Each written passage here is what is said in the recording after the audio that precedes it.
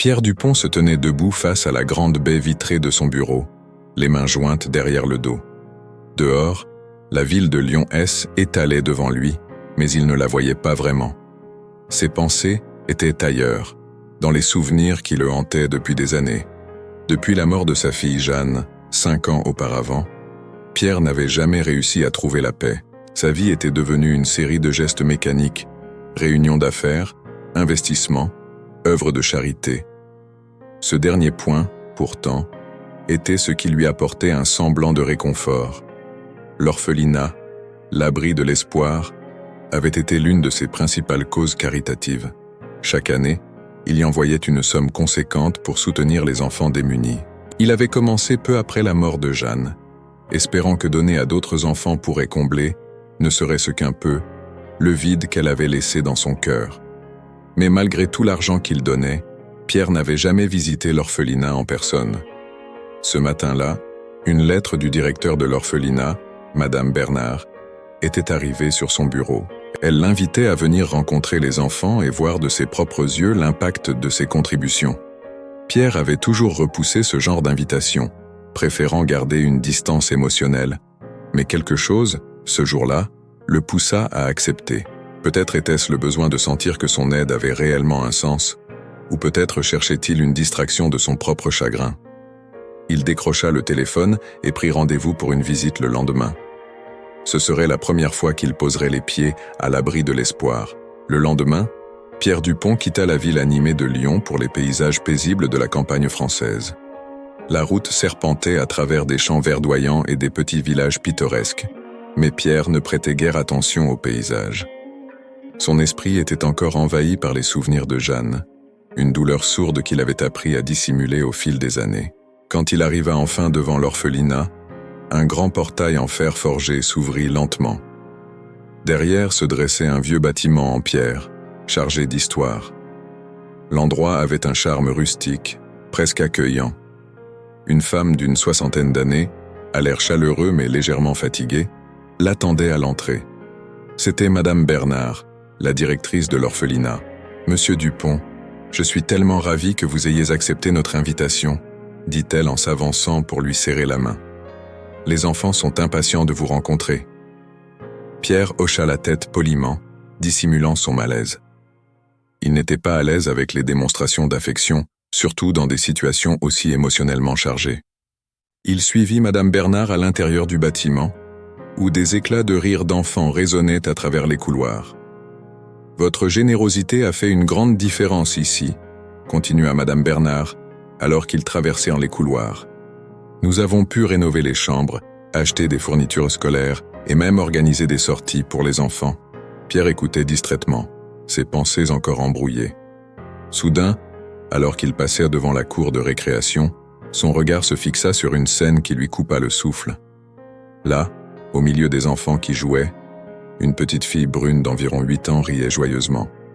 Mais ce n'était pas son rire qui attira l'attention de Pierre, c'était le collier qu'elle portait. Un simple pendentif en forme de cœur, délicat et familier, pendait à son cou. Pierre s'arrêta net, incapable de détourner les yeux. Ce collier, il connaissait ce collier. Était celui qu'il avait offert à sa fille Jeanne pour son 10e anniversaire. Comment cet enfant, ici, dans cet orphelinat perdu au milieu de nulle part, pouvait-elle porter le collier de sa fille morte? Son cœur accéléra, une vague de souvenirs et d'émotions le submergeant. « Madame Bernard, qui est cette petite fille ?» demanda-t-il, sa voix à peine contrôlée. Madame Bernard sembla surprise par la question soudaine, mais répondit calmement. « Elle s'appelle Amélie. Elle est ici depuis quelques années, mais nous ne savons pas grand-chose de son passé. Elle est arrivée sans famille, avec très peu d'effets personnels. » Pierre sentit une boule se former dans sa gorge. Il regarda Amélie une dernière fois, son esprit en proie au doute et à la confusion. Ce collier ne pouvait pas être une coïncidence. Mais alors, comment était-il arrivé ici autour du cou de cet enfant? La première visite de Pierre à l'orphelinat venait de prendre un tournant inattendu, et il savait qu'il devait trouver des réponses. De retour chez lui à Lyon, Pierre Dupont n'arrivait pas à trouver le sommeil. Le visage d'Amélie et le collier qu'elle portait tournaient en boucle dans son esprit. Comment était-ce possible? Le pendentif en forme de cœur était un objet unique, celui qu'il avait soigneusement choisi pour Jeanne à l'époque. C'était son cadeau pour son 10e anniversaire, et elle le portait tout le temps. Après sa mort, le collier avait disparu, comme une part de Jeanne elle-même. Pierre décida qu'il devait retourner à l'orphelinat et découvrir la vérité. Il repensa aux réponses vagues de Madame Bernard lorsqu'il lui avait posé des questions sur Amélie. Pourquoi ne savait-elle pas d'où venait cette petite fille? Pourquoi n'avait-elle pas plus de détails sur son passé? Il y avait quelque chose de troublant, et Pierre ne pouvait pas l'ignorer. Le lendemain matin, il prit son téléphone et demanda à son assistant personnel de chercher des informations supplémentaires sur l'orphelinat et sur Madame Bernard. Il savait qu'il devait être discret. Il ne voulait pas éveiller de soupçons, mais il sentait que la clé de cette énigme se trouvait quelque part dans le passé de l'orphelinat. Plus tard dans la journée, il retourna à l'abri de l'espoir, cette fois avec la détermination de découvrir la vérité sur Amélie et son lien possible avec Jeanne. À son arrivée, Madame Bernard l'accueillit avec son habituel sourire chaleureux, mais Pierre ne perdit pas de temps en politesse. « Madame Bernard, commença-t-il sans détour, j'aimerais en savoir plus sur Amélie. D'où vient-elle exactement? Comment a-t-elle été confiée à votre orphelinat ?» Madame Bernard sembla décontenancée par son insistance soudaine. « Eh bien, comme je vous l'ai dit, nous savons peu de choses sur elle. Elle a été laissée ici il y a quelques années par une femme qui ne s'est jamais identifiée. Elle ne portait que quelques affaires, dont ce collier, je suppose. » Pierre fronça les sourcils. « Vous n'avez jamais cherché à savoir d'où elle venait ?» Madame Bernard hésita, puis ajouta « Nous faisons toujours de notre mieux pour retrouver les familles des enfants, mais dans certains cas, comme celui d'Amélie, il n'y a pas de piste. Nous avons cru comprendre que sa mère était en difficulté, mais elle n'a jamais laissé d'informations. » Pierre se sentit de plus en plus frustré. Il y avait trop de coïncidences pour que ce soit un simple hasard. Il regarda Madame Bernard dans les yeux, sentant une tension croissante dans sa poitrine. « Ce collier, c'était celui de ma fille Jeanne. Il est impossible qu'il soit arrivé ici sans raison. » Un silence s'abattit sur eux. Madame Bernard semblait choquée. « Monsieur Dupont, je ne savais pas. » Pierre inspira profondément, se demandant jusqu'où il devrait aller pour obtenir des réponses. Il savait maintenant qu'il ne pouvait plus reculer. Cette fille, Amélie, représentait un lien avec Jeanne qu'il n'avait jamais imaginé. Mais pourquoi? Comment ce collier avait-il pu faire ce voyage jusqu'à cette petite orpheline perdue dans la campagne? Le retour de Pierre chez lui fut silencieux et pesant. Le mystère d'Amélie et du collier ouvrait des blessures qu'il avait passé des années à essayer de refermer. Il se trouvait face à un carrefour émotionnel. D'un côté, la douleur du deuil, de l'autre, un espoir fragile de découvrir un sens à tout cela. Assis dans son grand salon, face à la cheminée, Pierre laissa enfin les souvenirs l'envahir. Les rires de Jeanne, ses éclats de voix quand elle courait dans la maison, et surtout, ce dernier anniversaire. Il se souvenait encore de la manière dont elle avait ouvert la petite boîte pour découvrir le pendentif. Ses yeux brillaient d'une joie pure, et elle s'était jetée dans ses bras en le remerciant. Depuis sa mort, Pierre avait soigneusement évité de repenser à ces moments. Les souvenirs étaient devenus trop douloureux. Il s'était enfermé dans son travail, dans ses affaires et ses œuvres caritatives, pour ne pas faire face à l'absence insupportable de Jeanne. Chaque pièce de la maison rappelait son sourire. Chaque coin portait l'empreinte de sa présence.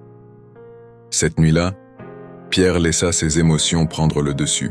Le silence de la maison semblait étouffer ses pensées, et il se retrouva à regarder une vieille photo de Jeanne posée sur la cheminée. Il réalisait alors que, malgré ses efforts pour avancer, il n'avait jamais réellement surmonté sa mort. Il avait simplement appris à vivre avec l'absence. Mais maintenant, l'apparition d'Amélie et du collier perturbait cet équilibre fragile. Pierre savait qu'il ne pouvait plus ignorer la possibilité que ce lien mystérieux soit bien plus qu'une simple coïncidence. Était-il en train de se raccrocher à un espoir insensé, ou bien le destin essayait-il de lui dire quelque chose? Il savait que la réponse ne se trouvait pas chez lui, mais à l'abri de l'espoir, dans le passé d'Amélie, et peut-être dans ses propres souvenirs. La douleur du deuil était toujours là, mais peut-être qu'Amélie représentait une chance de donner un nouveau sens à sa vie. Pierre prit une décision. Il allait tout faire pour découvrir la vérité sur cette petite fille et, peut-être, enfin trouver une forme de paix. Le lendemain, Pierre décida d'aller plus loin dans sa quête pour comprendre le mystère d'Amélie et du collier. Il engagea un détective privé, un homme nommé Luc Moreau, spécialisé dans les affaires complexes et les recherches discrètes. Pierre lui expliqua tout en détail, de la mort de Jeanne à la découverte du collier autour du cou d'Amélie, à l'orphelinat. Luc prit des notes méticuleuses, mais son visage resta impassible. « Vous voulez donc que je découvre d'où vient Amélie et comment elle a pu obtenir ce collier, c'est bien ça ?» demanda-t-il calmement. Pierre hocha la tête. « Oui, je veux comprendre cette coïncidence troublante. Il est essentiel que je sache si elle a un lien quelconque avec ma fille. » Luc promit de commencer immédiatement les recherches. Il s'intéressa aux archives de l'orphelinat, mais aussi au dossier de la famille de Jeanne, en particulier aux personnes ayant travaillé pour les Dupont à l'époque où Jeanne était encore en vie. Quelques jours plus tard, Luc revint avec de nouvelles informations. Il avait découvert qu'Amélie avait été déposée à l'orphelinat par une femme nommée Sophie, qui travaillait autrefois comme employée chez les Dupont.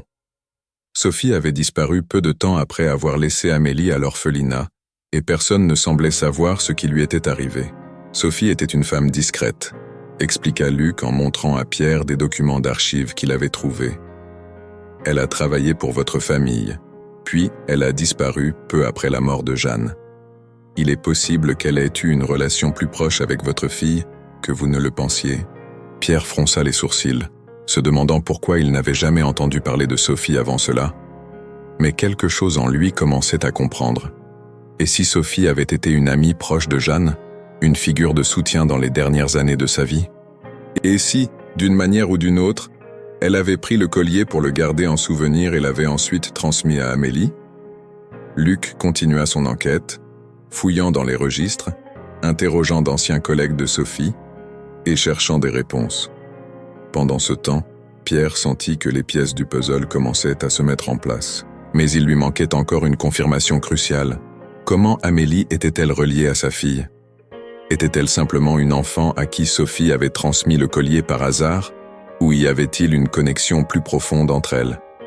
Pierre décida qu'il était temps de retourner à l'orphelinat pour confronter Madame Bernard avec les nouvelles informations qu'il avait découvertes. Lorsqu'il arriva, la directrice l'accueillit comme à son habitude. Mais cette fois, Pierre n'était pas d'humeur à échanger des politesses. « Madame Bernard, dit-il d'une voix ferme, j'ai découvert des informations qui pourraient expliquer pourquoi Amélie porte le collier de ma fille. » Madame Bernard fronça les sourcils, manifestement nerveuse. « Monsieur Dupont, je vous ai dit tout ce que je savais à propos d'Amélie. Je ne voulais pas vous causer de peine, mais je pensais que ce collier N était qu'un simple bijou sans grande importance. » Pierre secoua la tête. « Ce collier est bien plus que cela. Il appartenait à Jeanne, ma fille. J'ai découvert que la femme qui a laissé Amélie ici était Sophie, une employée qui travaillait pour ma famille. Pourquoi ne m'avez-vous pas dit cela plus tôt ?» Madame Bernard resta silencieuse pendant un moment, cherchant visiblement ses mots. Finalement, elle soupira et dit doucement « Je ne savais pas que Sophie travaillait pour vous. Elle m'a confié Amélie dans des circonstances difficiles, et je ne pensais pas que cela avait un lien avec votre famille. Mais vous saviez pour le collier, n'est-ce pas ?» insista Pierre, sa voix trahissant son impatience. « Vous saviez qu'il appartenait à ma fille ?» Madame Bernard baissa les yeux. « Oui, j'ai fini par comprendre qu'il y avait une connexion, mais je ne voulais pas raviver de vieux souvenirs douloureux pour vous. Sophie n'a jamais expliqué pourquoi elle portait ce collier, mais j'ai senti qu'il avait une signification particulière. » Pierre se sentit à la fois en colère et triste. Pourquoi avait-on gardé cette information de lui? Pourquoi n'avait-on pas cherché à lui dire la vérité, même si elle était douloureuse? Cependant, il savait aussi que cette situation n'avait pas été simple pour Madame Bernard, qui avait probablement agi pour protéger Amélie. « J'ai besoin de savoir la vérité, » dit Pierre finalement. « Je dois comprendre quel est le lien entre Amélie et ma fille. Si ce collier est là, ce n'est pas par hasard. » Madame Bernard hocha la tête doucement. « Amélie est une enfant spéciale, Monsieur Dupont. Je pense que vous pourriez être la clé pour comprendre son histoire, tout comme elle pourrait être la clé pour guérir une part de vous-même. » Pierre resta silencieux, ses pensées tourbillonnant. Il avait enfin une direction claire. Découvrir pourquoi Sophie avait choisi de donner le collier à Amélie, et surtout, ce que cela signifiait pour lui et pour cette petite fille qui portait désormais un fragment de son passé. Pierre Dupont, de retour dans son manoir à Lyon, se trouvait face à une décision qu'il n'avait jamais envisagée. Pendant des années, il avait vécu dans l'ombre du souvenir de Jeanne, laissant le temps cicatriser ses blessures sans jamais vraiment les confronter. Mais à présent, la découverte du lien mystérieux entre Amélie et Jeanne venait bouleverser tout ce qu'il pensait avoir accepté. Amélie n'était pas simplement une enfant de plus dans cet orphelinat, elle représentait quelque chose de bien plus profond. Assis dans son bureau, face à la grande baie vitrée qui surplombait la ville, Pierre réfléchissait à ce qu'il devait faire. Le collier, la disparition de Sophie, et maintenant cette petite fille.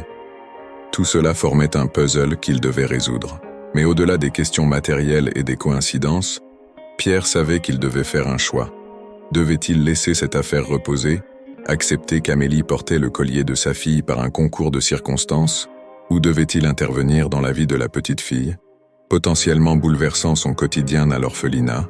Le téléphone sonna, brisant le silence oppressant de la pièce. C'était Luc Moreau, le détective privé qu'il avait engagé pour enquêter sur Sophie et Amélie. « Monsieur Dupont, j'ai des nouvelles, » dit Luc d'une voix grave. « J'ai réussi à retrouver quelques informations supplémentaires sur Sophie. Elle avait effectivement travaillé pour votre famille, et selon certaines sources, elle était très proche de Jeanne. Mais voici ce qui est le plus intéressant.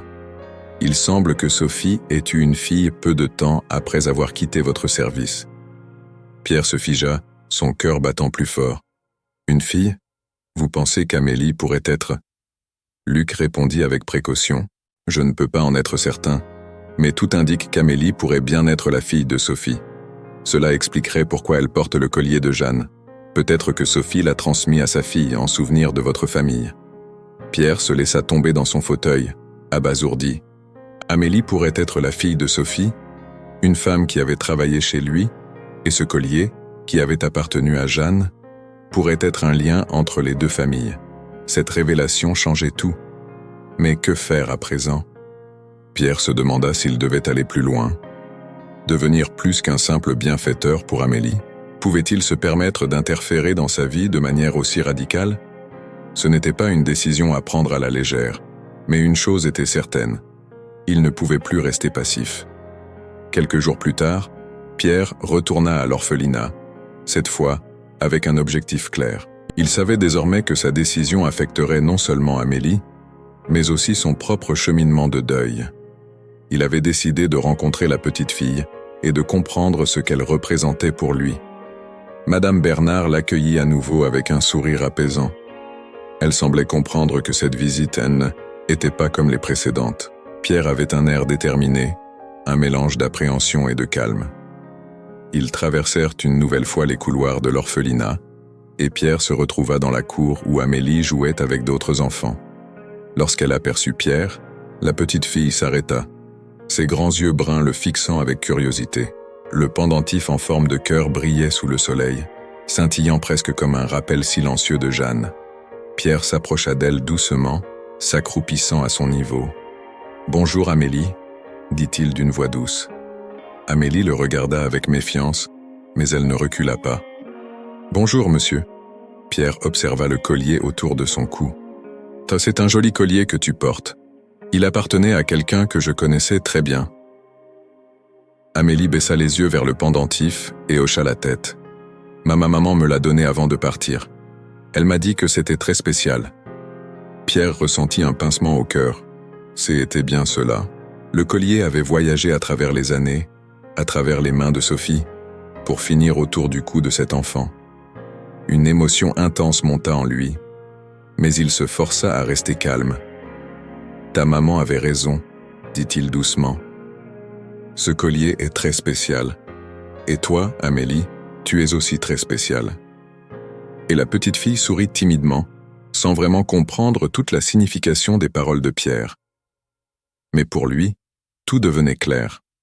Amélie représentait une forme de rédemption, un lien entre son passé avec Jeanne et son futur. Il savait qu'il ne pouvait pas combler le vide laissé par la perte de sa fille, mais il pouvait donner à Amélie l'amour et le soutien qu'il n'avait pas pu continuer à offrir à Jeanne. Quelques semaines plus tard, Pierre entama le processus pour devenir le tuteur d'Amélie. Ce N n'était pas une décision impulsive, mais une décision mûrie par le temps et l'introspection. Amélie avait besoin d'une famille, et Pierre avait besoin de réapprendre à aimer, à guérir. Alors qu'ils commençaient à construire cette nouvelle vie ensemble, Pierre sentit que, pour la première fois en 5 ans, il avançait enfin. Le fantôme de Jeanne restait présent, mais il n'était plus une douleur insupportable. À travers Amélie, Pierre avait trouvé un moyen de redonner un sens à sa vie. L'histoire se termina avec eux, main dans la main, marchant vers l'avenir avec espoir. Une nouvelle famille, formée par le destin, prête à affronter les défis à venir ensemble. Fin.